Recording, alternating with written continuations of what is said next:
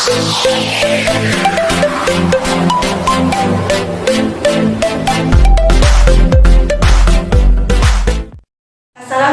warahmatullahi wabarakatuh. Perkenalkan, nama saya Umi Husnul Khotimah. Saya di sini akan membahas materi tentang rangkaian arus searah. Materi ini merupakan materi fisika kelas 12. Dalam kehidupan kita tidak dapat lepas dengan yang namanya listrik, karena listrik sangat berguna dalam kehidupan kita sehari-hari. Ada dua jenis arus listrik, yaitu arus listrik searah atau direct current atau disebut juga dengan DC, dan arus listrik bolak-balik atau alternating current atau yang disebut dengan AC. Tapi kalian pernah kepikiran nggak sih kenapa namanya listrik arus searah? Dan memang ada yang nggak searah ya, atau dua arah, atau malah bolak-balik. Jadi di sini dinamakan arus listrik searah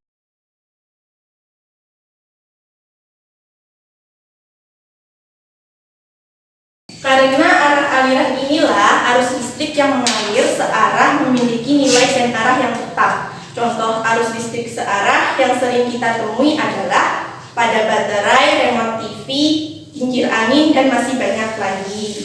Pada materi ini, kita akan mempelajari prinsip kerja peralatan listrik searah atau DC dalam kehidupan sehari-hari, serta hukum-hukum dasar listrik yaitu hukum Ohm dan hukum Kirchhoff, dan pembahasan soal tentang rangkaian arus searah.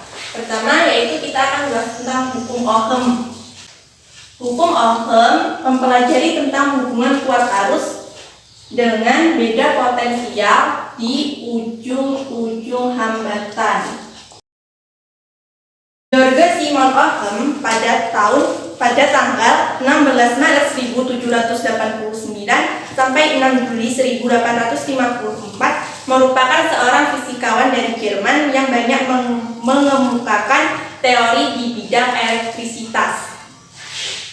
Melalui eksperimennya menyimpulkan bahwa arus I pada kawat menghantar sebanding dengan beda potensial V yang diberikan ke ujung-ujung kawat penghantar.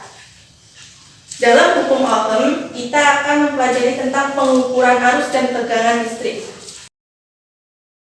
Sebelum membahas tentang pengukuran arus dan tegangan listrik, kita akan mencari tahu dahulu yaitu tentang arus listrik. Arus listrik adalah banyaknya muatan listrik yang mengalir pada penghantar setiap detik.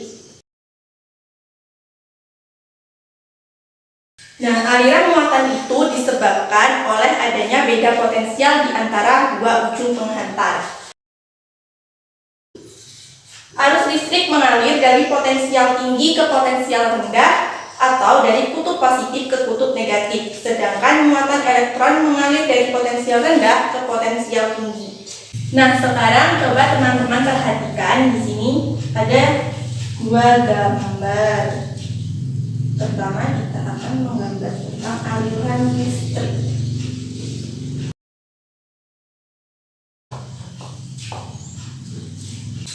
Nah, di sini ini dihubungkan dengan penghantar. Bila potensial A ini lebih tinggi dari potensial B, maka arus akan mengalir dari A ke B. Arus ini mengalir dalam waktu yang sangat singkat atau cepat ya. Setelah potensial A ini sama dengan potensial B, maka arus berhenti mengalir. Nah, secara matematis, banyak sedikitnya arus yang mengalir itu menghasilkan suatu besaran yang disebut kuat arus listrik, di mana kuat arus listrik dirumuskan dengan I sama dengan I per T atau I sama dengan NE IE per T, di mana I merupakan kuat arus dengan satuan ampere, I merupakan muatan listrik dengan satuan ohm, T merupakan waktu dengan satuan sekon, Ne merupakan jumlah elektron, dan IE merupakan nilai muatan elektron dengan nilai tetapan yaitu 1,6 dikali 10 pangkat min 19 coulomb. Kuat arus listrik diukur menggunakan amperemeter. Amperemeter mempunyai nilai batas ukur tertentu. Batas ukur ini menentukan kemampuan maksimum alat dalam mengukur arus listrik. Jika besar arus yang akan diukur lebih dari kemampuan alat, diperlukan tambahan suatu hambatan yang biasanya disebut dengan hambatan Sun yang dilambangkan dengan RSH.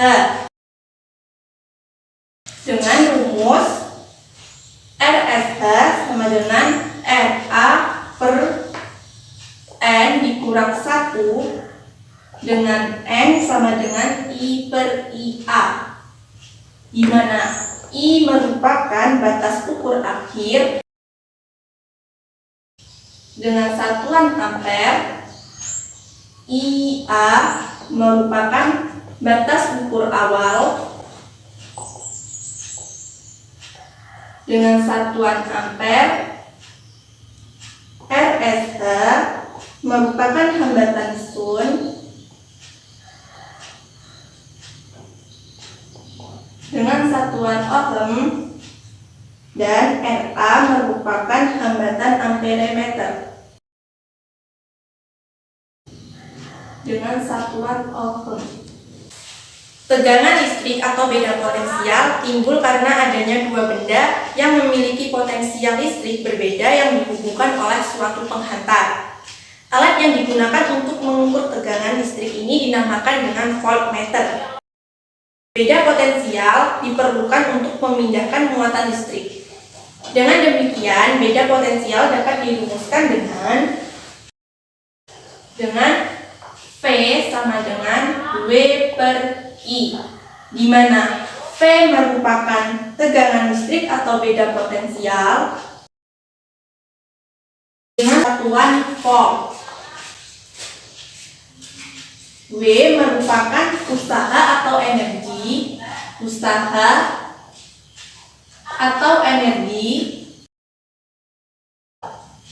dengan satuan joule, dan Q merupakan muatan listrik dengan satuan coulomb. Untuk mengukur tegangan yang melebihi jangkauan dibutuhkan hambatan yang dipasang pada voltmeter. Hambatan ini dinamakan dengan hambatan muka. Hambatan muka biasanya dilambangkan dengan RF.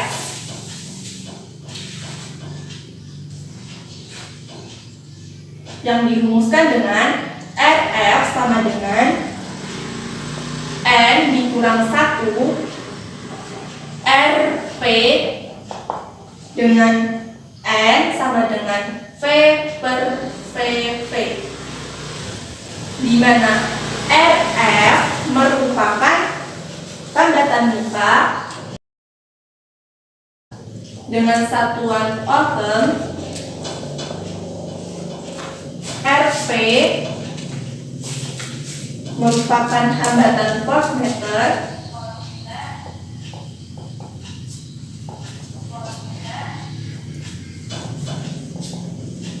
dengan satuan ohm, P merupakan batas ukur akhir dengan satuan volt, dan PV merupakan batas ukur awal dengan satuan volt. Besaran-besaran penting dalam dunia kelistrikan yaitu ada arus, tegangan, dan hambatan yang akan selalu ditemui dalam sebuah rangkaian listrik. Rangkaian listrik merupakan kumpulan komponen elektronik yang disusun dalam suatu jaringan.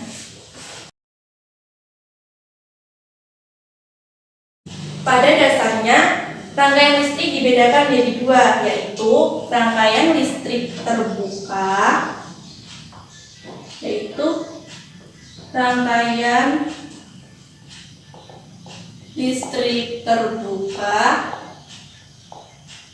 dan rangkaian listrik tertutup.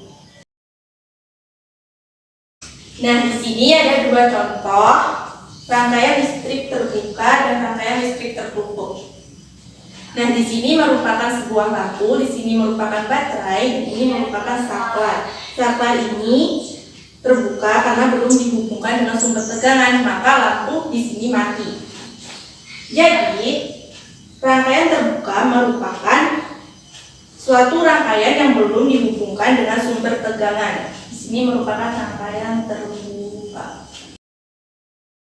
Nah, sedangkan rangkaian tertutup itu saklar di sini sudah dihubungkan dengan sumber tegangan, maka disebut dengan rangkaian tertutup. Nah, jika saklar ini sudah dihubungkan dengan sumber tegangan, maka lampu akan menyala. Dari sini dapat disimpulkan bahwa rangkaian listrik tertutup adalah suatu rangkaian yang sudah dihubungkan dengan sumber tegangan. Hubungan antara arus listrik dan tegangan listrik dijelaskan dalam hukum Ohm yang berbunyi kuat arus yang mengalir pada suatu penghantar sebanding dengan beda potensial dan berbanding terbalik dengan hambatan. Hukum Ohm di sini dirumuskan dengan I sama dengan V per R, di mana I merupakan kuat arus listrik. Kuat arus listrik dengan satuan ampere, V merupakan tegangan listrik dengan satuan volt, dan R merupakan hambatan dengan satuan ohm. Dari hukum Ohm yang ketiga, kita akan membahas tentang hambatan listrik. Hambatan listrik berfungsi untuk membatasi arus listrik yang mengalir. Di sini hambatan listrik terbagi menjadi hambatan penghantar dan resistor. Nilai hambatan suatu penghantar ditentukan oleh panjang penghantar, luas penampang penghantar, serta hambatan jenis. Persamaan hubungan besaran-besaran tersebut yaitu R sama dengan Rho L per A, di mana R ini merupakan hambatan penghantar dengan satuan ohm, Rho merupakan hambatan jenis penghantar dengan satuan ohm meter, L merupakan panjang penghantar dengan satuan meter, dan A merupakan luas penampang penghantar dengan satuan meter kuadrat. Dalam persamaan ini terdapat besaran baru yang disebut dengan hambatan jenis. Nilai hambatan jenis atau resistivitas ini salah satunya dipengaruhi oleh suhu benda dan dirumuskan dengan Rho sama dengan Rho 0 1 ditambah alfa delta T. Berdasarkan persamaan ini didapatkan persamaan hambatan, yaitu R sama dengan R0 1 ditambah alfa delta T, di mana R merupakan hambatan bahan dengan satuan ohm, R0 merupakan hambatan awal bahan dengan satuan ohm. Delta T merupakan perubahan suhu dengan satuan derajat Celcius, dan alfa merupakan koefisien suhu dengan satuan per derajat Celcius. Kedua, di sini kita akan membahas tentang resistor. Resistor merupakan benda elektronik yang berfungsi khusus sebagai hambatan. Resistor dapat berupa resistor tetap dan resistor variabel atau tidak tetap.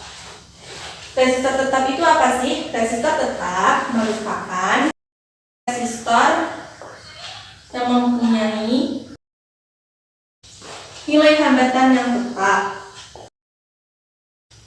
yang dikeluarkan oleh pabrik dengan nilai hambatan tertentu. Sedangkan resistor variabel merupakan resistor yang mempunyai nilai hambatan yang dapat diubah-ubah atau di-step. Secara umum, resistor ini dikenal dalam dua tipe, yaitu resistor variabel tipe berputar dan resistor variabel tipe bergeser atau restart. Di sini kedua kita akan membahas tentang hukum Kirchhoff. Hukum Kirchhoff membahas tentang nilai kuat arus maupun tegangan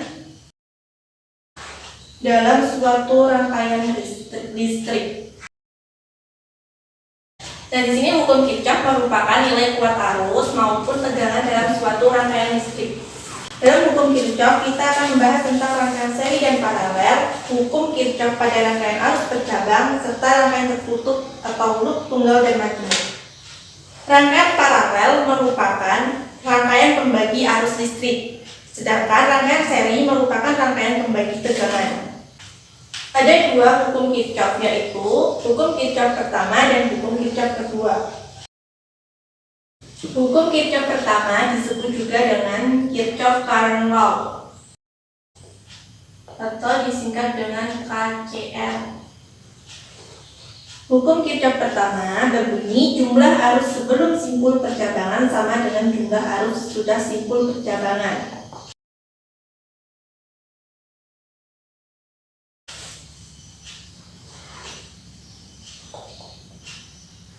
Nah, dari konsep hukum satu Kirchhoff ini dapat dirumuskan dengan I1 ditambah I2 sama dengan I3 ditambah I4 ditambah I5.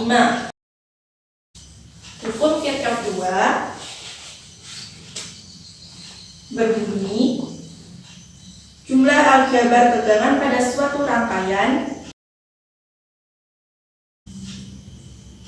tertutup sama dengan 0. Tegangan yang dimaksud dalam hukum tersebut yaitu tegangan dari sumber tegangan atau yang dilambangkan dengan Fc maupun tegangan pada beban yang dilambangkan dengan volt. Hukum 2 Kirchhoff ini disebut juga sebagai Kirchhoff Voltage Law atau KVL.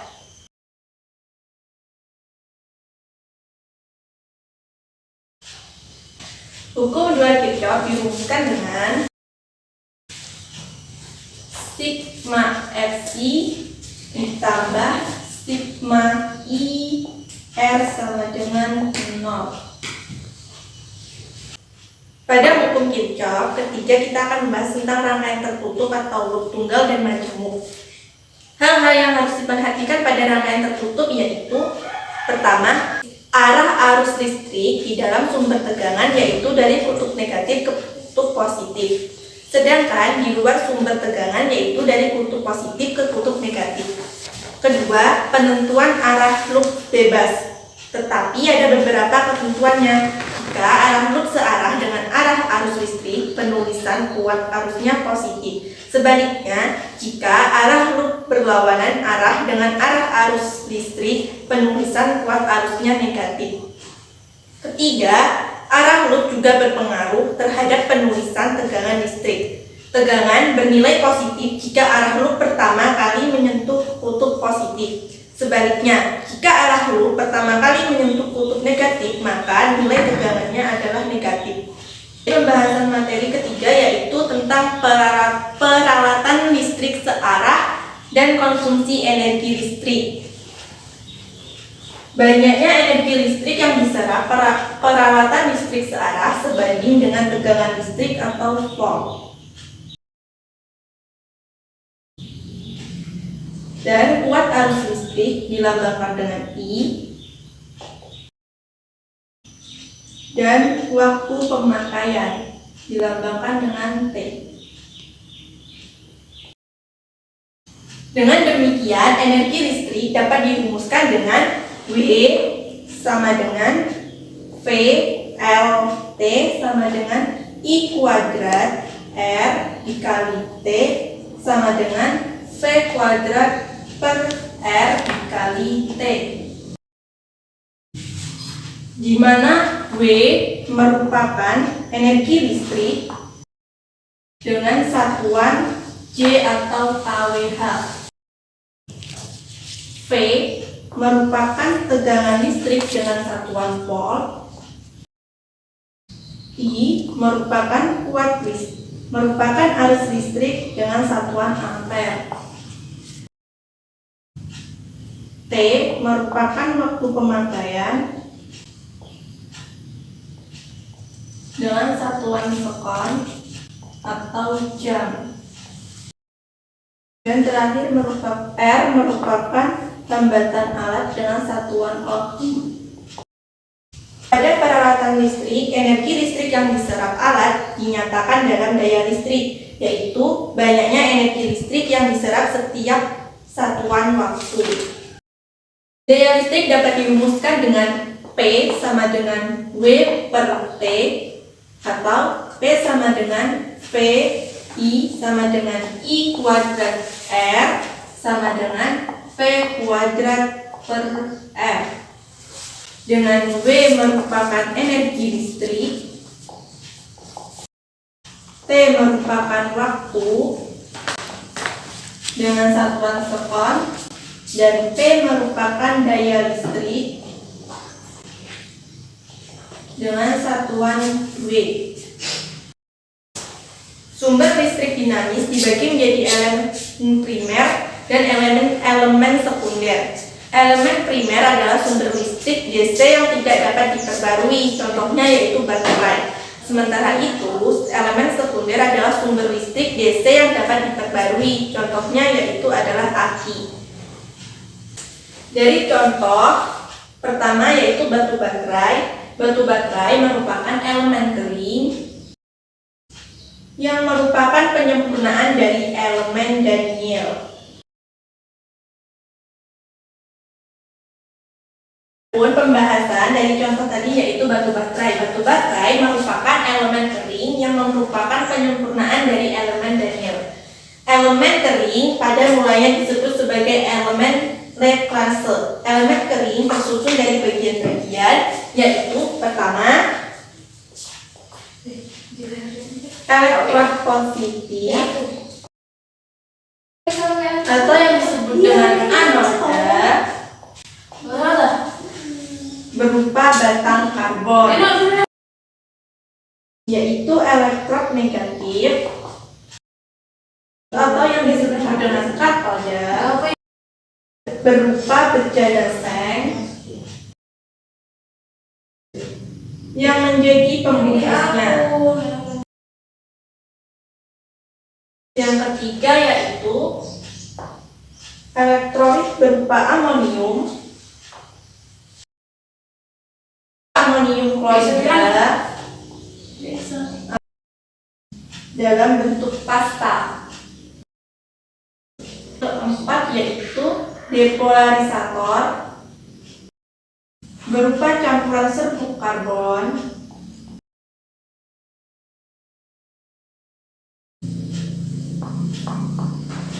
selama elemen bekerja, seng pada elemen kering akan berubah menjadi seng klorida. Selain itu, terjadi pembebasan gas hidrogen dan pengeringan amonium klorida atau NH4Cl. Bentuk baterai ada dua macam, yaitu silinder dan kotak.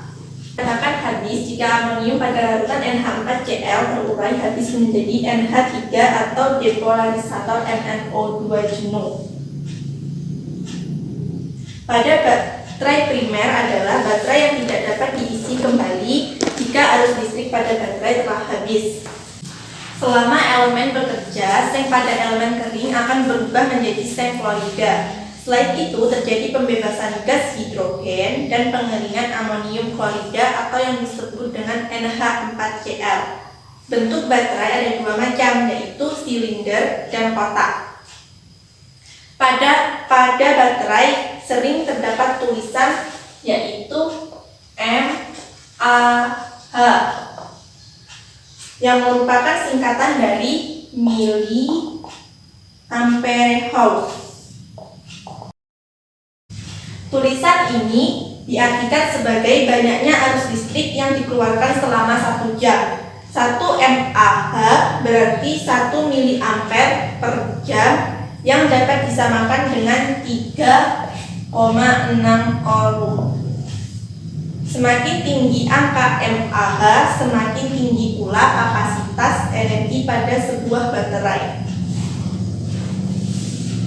Pembahasan kedua dari contoh yaitu aki. Aki merupakan elemen sekunder yang dapat diisi kembali jika muatannya habis.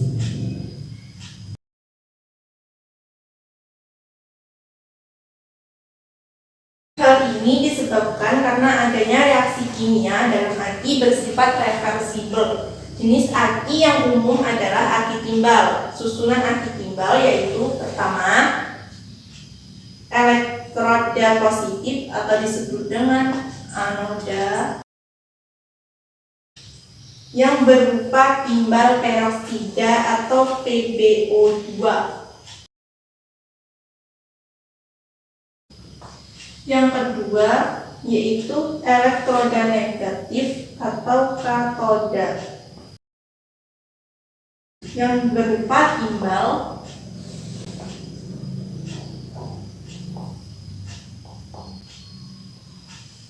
Pb. Yang ketiga merupakan elektrolit berupa larutan asam sulfat atau H2SO4. Ketika aki mengalirkan arus listrik, kedua elektrodanya secara kimia berubah menjadi timbal sulfat atau PbSO4. Aki dikatakan habis bila digunakan ketika kedua elektroda menjadi sama dan tidak ada beda potensial di antaranya. Akibatnya, aki tidak dapat mengalirkan arus listrik sehingga aki dianggap dalam keadaan kosong. Sumber tegangan yang digunakan untuk mengisi aki harus memiliki GGL yang lebih besar dibandingkan dengan GGL aki. Karena semakin besar perbedaan GGL, sumber tegangan dengan GGL aki, arus yang mengalir akan semakin besar. Kapasitas aki dinyatakan sebagai ampere jam atau ampere hours atau Ah. Nilai Ah digunakan untuk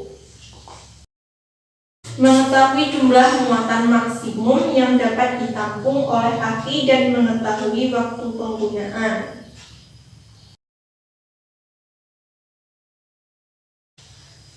Setiap sel aki memiliki GGL 2 volt. Untuk menghasilkan tegangan 200 volt dibutuhkan 6 sel yang mempunyai susunan seri, sehingga aki memiliki 6 lubang pengisi air aki. Dan yang terakhir kita akan membahas soal dari rangkaian arus arah. Contoh soal rangkaian arus arah yang pertama yaitu hambatan kawat pijar pada suhu 0 derajat Celcius adalah 6 ohm. Berapakah hambatan pada suhu 1000 derajat Celcius jika koefisien suhu alfa 0,004 per derajat Celcius?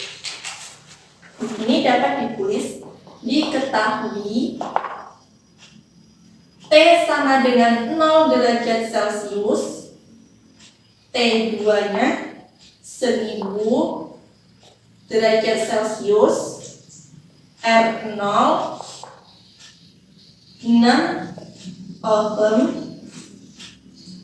alfa 0,004 per derajat Celcius.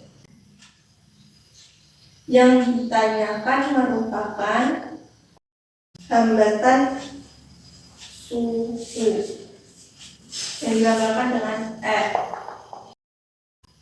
Dijawab R.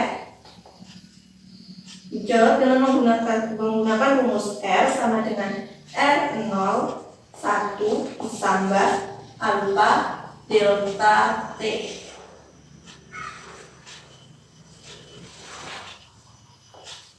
R0-nya 6 ohm, cepat di sini 6 ohm. Terus dikali 1 ditambah alfanya 0,004. Delta T-nya yaitu 1000 suhu akhir dikurang suhu awal. 6 ohm. Yang terakhir kita pembahasan soal pertama, yaitu ampere meter memiliki batas ukur 10 mA dan memiliki hambatan dalam 2,7 kilo ohm. Jika batas ukur ingin dinaikkan menjadi 100 mA, berapakah resistansi sun yang harus dipasang? Di sini diketahui IA sama dengan 10 mA, I sama dengan 100 mA, RA yang merupakan hambatan amperemeter sama dengan 2,7 kilo ohm. Ditanya RSH atau hambatan sun. Di sini dapat dijawab, yaitu kita cari terlebih dahulu N-nya. N sama dengan I per IA sama dengan 100 mA per 10 mA. Hasil dari 100 dibagi 10 sama dengan 10. Jadi RSH atau hambatan sun yaitu sama dengan RA per N dikurang 1 sama dengan 2,7 kilo ohm per 10 dikurang 9. 10 ini dari N ini. 2,7 kilo ohm sama per 9 sama dengan 0,3 kilo ohm. 2,7 dibagi 9 hasilnya 0,3 kilo ohm. Jadi resistansi sun yang harus dipasang sebesar 0,3 kilo ohm. Pembahasan contoh kedua yaitu kuat arus sebesar 5 ampere mengalir dalam konduktor yang mempunyai hambatan 20 ohm dalam waktu 1 menit. Tentukan A. Besar energi listrik yang diserap, B. Besar daya listrik. Di sini diketahui I sama dengan 5 ampere, R sama dengan 20 ohm, T sama dengan 1 menit sama dengan 60 sekon. Ditanya besar energi listrik yang diserap yang dilambangkan dengan W dan besar daya listrik yang dilambangkan dengan P. Jadi dijawab A. W sama dengan I kuadrat RT sama dengan 5 ampere kuadrat dikali 20 ohm dikali 60 sekon. Jadi 5 ampere kuadrat sama dengan 25, 20 dikali 60 sama dengan 1200, 25 dikali 1200 sama dengan 30.000 joule. Yang B sama dengan P sama dengan W per T sama dengan 30.000 joule dibagi 60 sekon sama dengan 500 watt. Jadi besar energi listrik yang diserap sebesar 30.000 joule dan daya listriknya sebesar 500 watt.